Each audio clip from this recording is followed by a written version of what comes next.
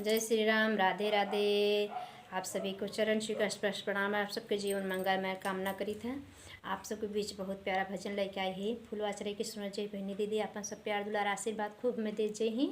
अब आशा ने पूरा विश्वास अपने मन से हम भजन बनाए ही। कैसे लगा आप सभी हमारे लालसा के बढ़ावा जे ही और हमरे मतलब प्रोत्साहन के बढ़ावा जे ही घटावत ने जे ही। आप सबके ऊपर पूरा विश्वास कि आप सब भजन बहुत अच्छा लागे। बहुत बहुत बड़ी सिनाई है। छोटे लास्ट कड़ी जरूर सुन जे। पत्नी अपने पति से का कहे, पति का कहत है पत्नी से कि चलबू तो का करूँ अयोध्या में। और पत्नी कितना देखा विनती करत है कि हमें अयोध्या ले चले दर्शन कराओ। प्रभु की 1 साल हो गवा आए हमें दर्शन ना मिला।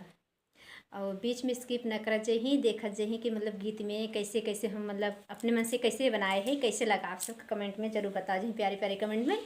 आप सभी के पर रामचान की कृपा हमेशा बनी रहे। आप सब हमेशा हंसते मुस्कुराते रहे, हमेशा ऐसे खुश रहें।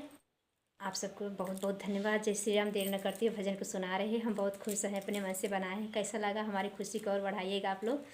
राधे राधे। जय श्री राम।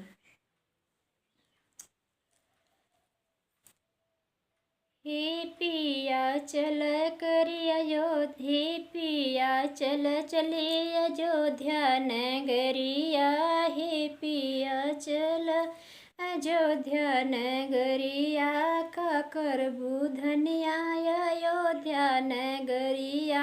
का करबू धनिया अयोध्या नगरिया।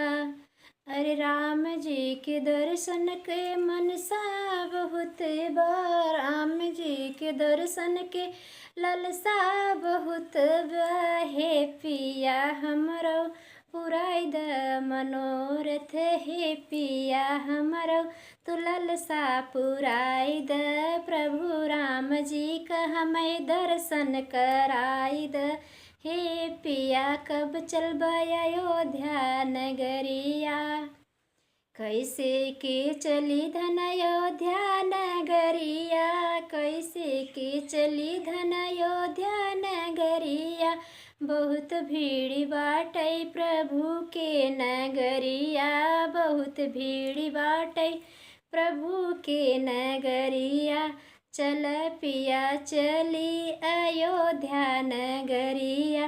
का करबू धनिया अयोध्या नगरिया। मन से तू सुमिरन कर प्रभु का घरे से। मन से तू सुमिरन कर राम जी के घर से। का करबू चल के अयोध्या नगरिया। का करबू चल के अयोध्या नगरिया। मन से मन क तू ललसा पुरावा हो पियवा। मन क तू ललसा पुरावा हो पियवा। सरयू में डुबकी लगाऊ तोहरे संगवा। सरयू में डुबकी लगाऊ तोहरे संगवा। हे पिया लय चल अयोध्या नगरिया। डुबकी लगाई के दर्शन हो करबई। डुबकी लगाई के दर्शन हो करबई। प्रभु राम के अपने मन में बसऊबई। उनकर छवि अपने मन में बसऊबई। हे पिया लय चल अयोध्या नगरिया। बड़ा भव्य मंदिर बनी बा अयोध्या में। बड़ा भव्य मंदिर बनी बा अयोध्या में। हे पिया एक दाई दर्शन कराई द। हे पिया एक दाई दर्शन कराई द। दर्शन तू करबू धन का मंगबू। दर्शन तू करबू धन का मंगबू। हे धन हमके तू तनी बताई द। हे धन हमके तू थोड़ा बताई द। दर्शन करब पिया प्रभु के चरण में। दर्शन करब पिया प्रभु के चरण में। शीस नवउबई मांगे क सिनुरा। और सुखी परिवार हम मंगबई। मांगे क सिनुरा सुखी परिवार हम मंगबई। हे पिया मांगब हम गोदी क ललनवा। हे पिया मांगब हम गोदी भर ललनवा। हे पिया मांगब हम गोदी भरी ललनवा। नैहर के मांग पिया भैया से भतीजवा, नैहर के मांग पिया भैया से भतीजवा।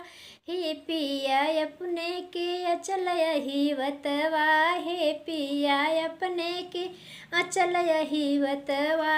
हे पिया हमके अयोध्या का दर्शन कराई द, हे पिया हमें अयोध्या का दर्शन कराई द।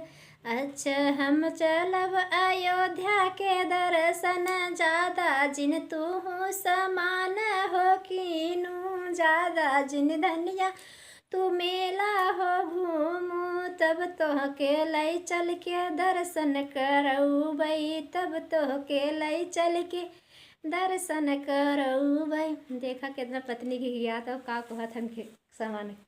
तब तो के लई चल के दर्शन करऊ बई, नाही हम मेला घूमब नाही समान लेबै, नाही हम मेला घूमब नाही हम शॉपिंग करब। हे पिया ललसा तू मन क पुराई द, हे पिया ललसा तू मन क पुराई द। हे पिया राम जी का दर्शन कराई द, हे पिया राम जी का दर्शन कराई द, दर्शन कराई द ललसा पुराई द, दर्शन कराई द ललसा पुराई द। हे पिया राम जी के दर्शन कराई द। राधे राधे, जय श्री राम। फुल वॉच रही सुना जही कैसे लगा कमेंट जरूर बताओ जही। फिर मिलेंगे नेक्स्ट वीडियो में।